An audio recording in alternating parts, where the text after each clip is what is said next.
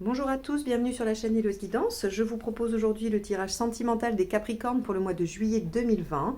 Je vais procéder aux deux tirages dans cette même vidéo. Je les ai séparés le mois dernier. Je pense que c'est plus judicieux de les mettre dans une seule vidéo puisque dans un premier temps, je vais réaliser un tirage pour toutes les personnes qui ont quelqu'un en tête ou qui sont en relation déjà actuellement.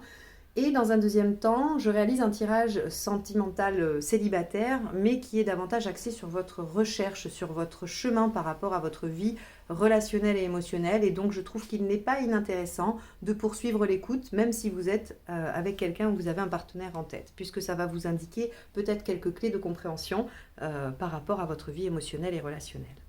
Donc pour ce faire, je vais utiliser les arcades majeures du tarot des flammes jumelles et je vais utiliser le tarot de la bienveillance pour le tirage principal. Allez, c'est parti.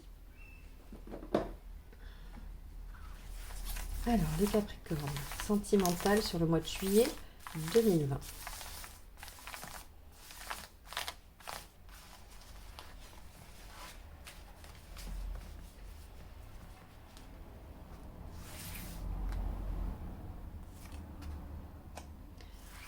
La roue de fortune, le 10, inversé. Donc, il semblerait qu'on soit face à des choses qui n'avancent pas, qui bloquent. On est vraiment dans une situation où on a beau se démener, on voit que les choses n'avancent pas. Alors, ça, la roue de fortune inversée, ce qu'elle nous enseigne, c'est de ne pas lutter. D'accord? Que plus on lutte, plus on retarde. C'est un peu le système des forces opposées. Hein. C'est-à-dire que si vous ne lâchez pas, ben ça ne lâche pas et on est toute puissance contre toute puissance ou force contre force pour ceux qui font de la physique, je ne sais pas. En tout cas, on a cette notion de plus on va résister à ce qui ne fonctionne pas ou résister au changement d'ailleurs, hein, plus on va entraver les choses. Donc là, visiblement, on vous demande de ne pas résister, les Capricornes. Allez, on va aller voir. Hop. Cette carte va représenter votre partenaire. Celle-ci vous représente vous. Celle-ci représente l'épreuve à dépasser, la communication, les côtés positifs. On va dire ce qui est un peu moins positif ou en tout cas ce qui est plus empêchant. L'intention de votre partenaire. Votre intention. La finalité. Et les conseils. Alors, pardon, je ne l'utilise pas à l'envers. Elle a dû se retourner. Donc, je ne la garde pas à l'envers parce que ce jeu-là, je ne l'interprète pas dans les deux sens. Hop. Voilà. Alors. Bon. Alors, les Capricornes. C'est pas facile ce mois-ci, d'accord? C'est pas facile, mais bon. On va aller décortiquer ça ensemble. Alors, donc, comme je vous disais, effectivement, il y a ici un changement qui ne se produit pas, un changement que vous souhaitez qui ne se produit pas, ou il y a un changement que vous ne souhaitez pas et auquel vous résistez. L'autre personne ici étant messager de feu, c'est-à-dire cavalier de bâton. Le cavalier de bâton, il est persévérant, il est il continue sur sa lancée, les choses s'arrangent, ou en tout cas les choses avancent plutôt, pardon, et il tient sa ligne de route. Hein, il est vraiment dans quelque chose qui va lui permettre d'avancer droit devant. Et même si c'est pas très rapide, même si c'est un cavalier, c'est pas le plus rapide du tarot, hein, c'est le cavalier d'épée, bien évidemment.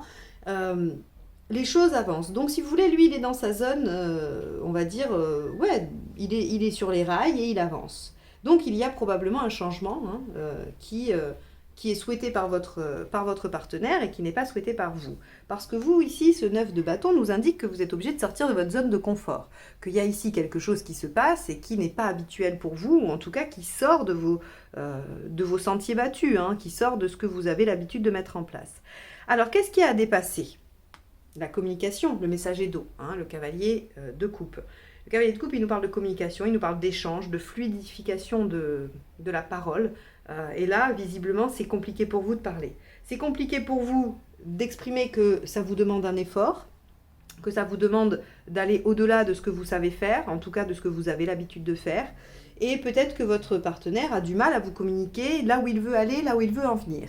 Ce qui fait qu'effectivement, ça peut engendrer une situation de blocage, hein, parce que chacun ne voyant pas où ça va mener, on n'arrive pas à avancer. Ici, en aspect négatif, on voit qu'il y a une transition qui a du mal à se réaliser. Donc, on peut parler de plein de situations différentes. Là, on peut parler de séparation qui n'arrive pas à se faire. On n'arrive pas à lâcher quelqu'un qui est déterminé à partir. On peut aussi parler d'un couple qui doit laisser derrière lui des choses, soit, je ne sais pas, moi, ça peut être un projet qui n'a pas pu se réaliser, une trahison, ça peut être peu importe tout ce qui peut arriver à un couple et dont il a à se relever. Et là, on voit qu'avec le 6 d'air, c'est compliqué de sortir de cette zone hein, et d'aller vers l'autre. Ça peut aussi être quoi, par exemple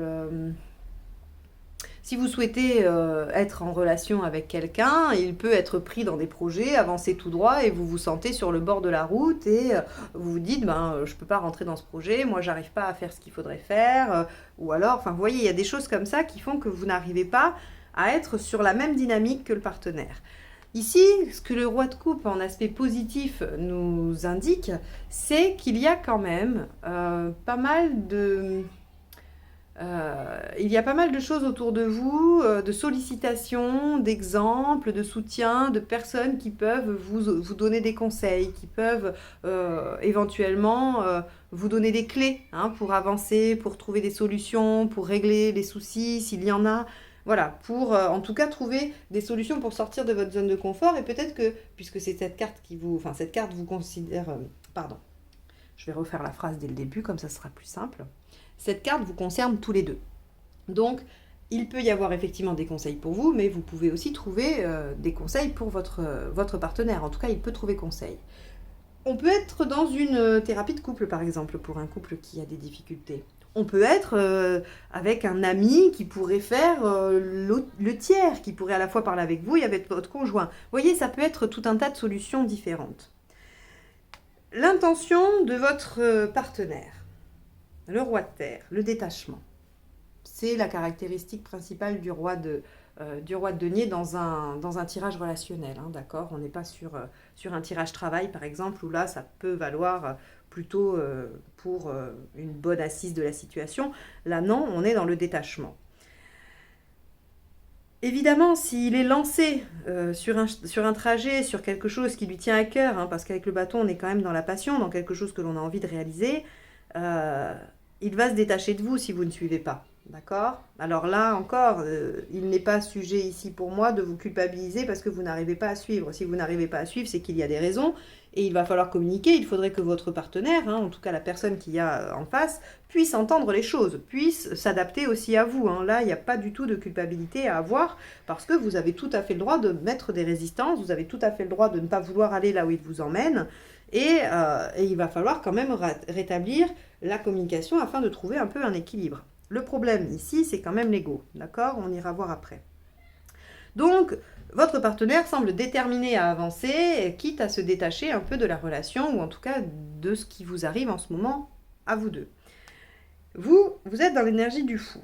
Alors l'énergie du fou, si vous voulez, il en a un peu marre, il a envie de tout plaquer, il a envie de partir, il a envie d'ouvrir une nouvelle page, parce que, si vous voulez, il ne veut pas se confronter à ce qui s'amène. Alors, c'est pas négatif quand je dis ça, parce qu'effectivement, des fois, on peut se dire que ça n'en vaut pas la peine. C'est-à-dire que peut-être que cette situation, vous allez vous dire que, puisqu'il n'y a pas de communication, puisqu'il semble déterminé à avancer, puisqu'il y a quelque chose qui n'arrive pas à être lâché, peut-être que c'est plus sage pour vous de lâcher et de partir vers une nouvelle aventure. Le problème que l'on va rencontrer ici, et qui revêt plusieurs aspects, c'est le 5 d'épée.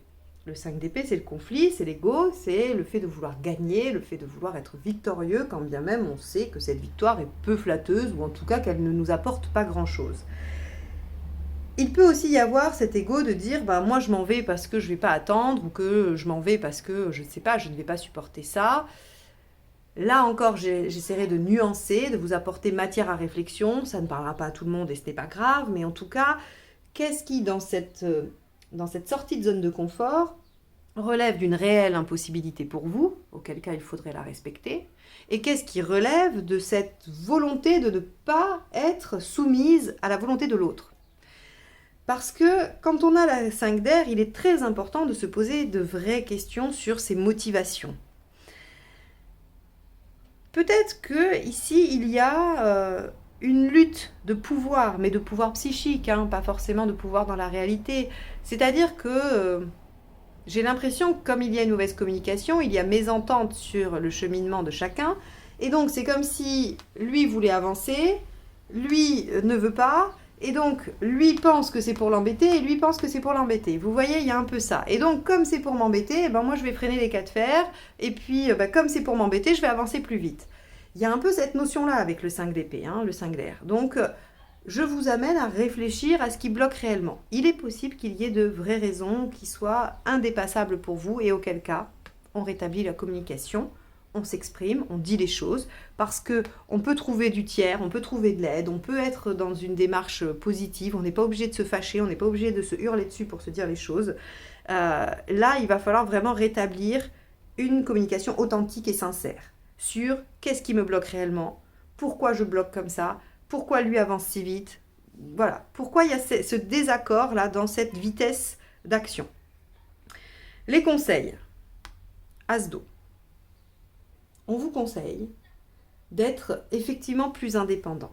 Alors, là vous allez dire, ah bah oui, mais du coup ça contredit, parce que là on est indépendant, quand on est dans l'ego on se détache, tout ça. L'As-do ici vous dit qu'il faut que vous soyez prêt à faire le tri vous-même par rapport aux questions que je vous ai posées, hein, par rapport à cette zone de confort et à cet ego.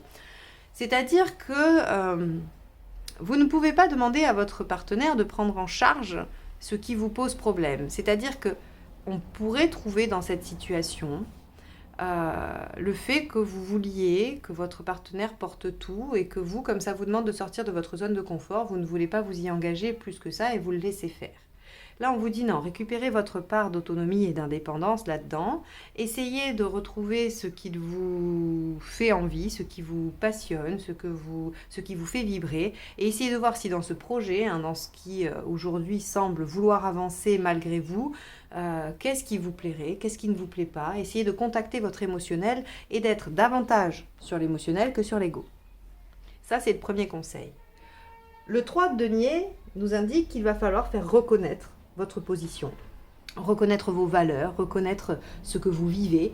Et évidemment, ça passe par la communication et par le fait d'exprimer vos limites, hein, d'exprimer ce qui vous pose problème dans cette relation.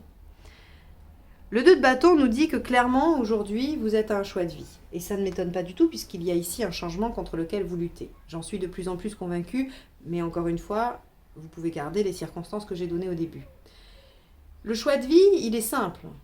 C'est soit vous communiquez, vous arrivez à trouver quelque chose de commun et vous avancez dans ce changement qui s'impose à vous, soit vous décidez d'abandonner et vous suivez le fou. Mais quoi qu'il en soit, vous allez être obligé de décider, vous allez être obligé de faire un choix de vie. On vous conseille de ne pas rester dans l'impuissance face à la situation, de ne pas rester dans la non-action si vous y êtes, et de vous positionner clairement. C'est pour ça que comme il y a un positionnement à prendre, on vous demande d'aller contacter ce qu'il y a au fond de vous et de laisser de côté cet ego qui finalement vient obscurcir les choses. Ce n'est pas judicieux, ce n'est pas nécessaire. Il n'y a pas besoin d'être dans l'ego, il y a juste besoin d'aller savoir ce que l'on veut réellement. Voilà les conseils et en tout cas ce qui pourrait se produire pour vous, les Capricornes, sur ce mois de juillet. J'ai bien conscience que ça ne parlera pas à tout le monde, mais le message est assez simple, assez clair, donc j'espère en tout cas que ça aidera une partie d'entre vous. Si vous avez aimé ce tirage, n'hésitez pas à le liker, le partager, le commenter. C'est toujours un plaisir de vous lire. Si vous souhaitez une guidance personnalisée, vous pouvez m'envoyer un mail à l'adresse qui est juste en dessous, sachant que je suis en vacances jusqu'au 1er août. Donc je pourrai vous donner un rendez-vous à partir de cette date-là. Et surtout, n'oubliez pas de vous abonner pour recevoir les notifications des prochaines guidances. On va passer au tirage pour les sentimentales ou pour votre vie émotionnelle.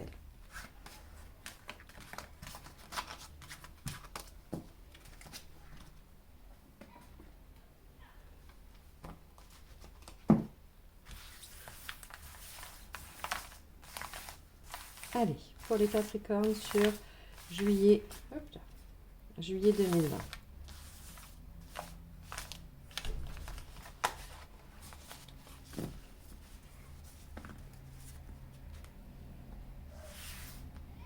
Ah, bon, celle-ci a l'air de vouloir venir. Le choix. Alors c'est intéressant parce que si vous avez regardé le tirage juste avant, il y a un choix de vie qui doit s'opérer, hein, c'est ce qu'on a vu. Donc c'est assez intéressant quand même de voir ça, hein. Allez. Capricorne, juillet. Voilà. Bon, les cartes veulent parler, déjà c'est bien. Ils ont des messages à nous donner.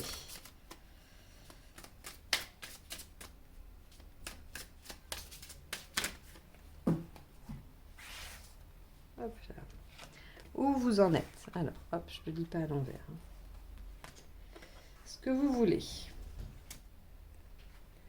Pourquoi vous n'y arrivez pas? Ce qu'il faut faire pour y arriver. La finalité. Et à plus long terme. Alors, c'est assez étonnant parce que vous voyez, on est encore avec un 2 de feu à la fin du mois de juillet. Donc je crois vraiment que pour vous les Capricornes, quelle que soit votre situation, que vous ayez un partenaire ou pas, que vous soyez ensemble ou pas, il y a un choix de vie à faire. Là, on va vous demander vraiment, regardez, on est là sur le choix, hein, d'accord, sur l'arcane 6, l'arcane des amoureux, donc on est bien dans le domaine émotionnel et on est bien sur une question de choix. Mais vous savez que l'enseignement de la carte 6, c'est vraiment que peu importe le choix que l'on fait, l'important c'est de choisir et de prendre vraiment cette décision en toute conscience que l'on abandonne l'autre voie. C'est-à-dire que quand vous choisissez entre A et B, si vous choisissez B, vous renoncez définitivement à A. J'aurais dû faire dans l'autre sens, ça aurait été plus facile à dire. Et c'est ça qui vous fait progresser. C'est qu'en prenant une décision, peu importe la décision, qu'elle soit bonne ou mauvaise, parce que de toute façon, ça nous amène toujours à d'autres situations qui nous ramènent encore à des choix. Et si vous voulez, c'est comme une arborescence comme ça qui se construit tout au long de la vie. Donc peu importe le choix, l'essentiel est de faire ce choix et de ne pas laisser la vie décider pour vous. Parce que si on fait ce choix, on prend les rênes de sa vie en main et on passe au stade 7 du chariot. C'est comme ça que le voyageur du tarot progresse. Il assume de faire des choix et de renoncer définitivement. Et ici, j'ai l'impression que sur ce mois de juillet, il y a quelque chose d'assez primordial pour vous, les Capricornes, qui va être très important dans ce choix de vie par rapport à votre vie émotionnelle, évidemment. On peut parler de la famille, on peut parler des amis, on n'est pas obligé de parler du partenaire ici, hein, d'accord ? Votre état d'esprit. Votre état d'esprit, c'est le 10 de coupe. Alors, le 10 de coupe, dans un aspect très pragmatique, peut parler de réconciliation. D'accord? Vous avez peut-être le souhait de vous réconcilier avec quelqu'un, avec vous-même. On est dans le développement, là. On est dans vraiment plutôt l'approche psychologique du tarot que vraiment divinatoire événementielle. Donc, si vous voulez, le 10 de coupe, il va vers quelque chose qui se réconcilie, une boucle qui est bouclée, un achèvement, un aboutissement, bien même plus qu'un achèvement, et avec une réalisation, hein. Donc, c'est votre état d'esprit, c'est ce que vous souhaitez. Vous avez bien conscience que c'est là, à votre portée, et que c'est à votre portée juste après cette question de choix. Parce que regardez, ce que vous souhaitez le plus, c'est retrouver l'équilibre, retrouver quelque chose d'harmonieux, de doux, de communicant. Vous avez envie que les choses soient fluides. Et ça va avec ce 10 de coupe qui est ici. D'accord? On est vraiment dans cette volonté d'amener à soi ce dont on a besoin, et ce dont vous avez besoin les Capricornes, c'est de l'harmonie, c'est d'être entouré, soit par votre famille, soit par quelqu'un avec qui vous êtes bien. Vous avez ce sentiment-là de vouloir aller vers de l'équilibre et de l'harmonie. Pourquoi vous n'y arrivez pas? Parce que les choses sont déséquilibrées. Ici, vous faites beaucoup trop d'efforts. C'est-à-dire qu'en face de vous, il y a probablement des choses qui vous amènent à être trop dans l'effort et moins dans le plaisir, moins dans l'acceptation. Vous luttez trop. Avec un 6 de denier, on est vraiment dans l'effort, hein, on est vraiment dans ce qui nous coûte. Et c'est assez étonnant parce que dans le travail personnel, normalement, il faut faire des efforts, il faut avancer, il faut un peu se battre. Et là, c'est assez étonnant que je vous donne le message inverse. Mais pourtant, aujourd'hui, c'est ça. Il va falloir lâcher, arrêter de faire tous ces efforts. Essayez, d'ailleurs, hein, le 4 de bâton ici vous le dit, hein, essayez de profiter des joies simples de la vie. Essayez d'être dans l'instant présent, profitez de ce qui se présente à vous sur le mois de juillet, les amis, la famille, les aspects positifs, hein, donc tout ce qui va être du côté festif, du côté célébration, si vous avez des soirées, si vous avez des barbecues, si vous avez, je sais pas moi, peu importe ce que vous aimez faire, hein. Là, on vous dit vraiment que pour y arriver, il va falloir arrêter de lutter, arrêter de vous, je sais pas moi, de vous flageller si vous vous dites que vous n'arrivez pas à obtenir ça. Il y a des choix à faire, d'accord? Et le choix, il va venir naturellement à la fin du mois de juillet parce que vous allez avoir lâché et profité.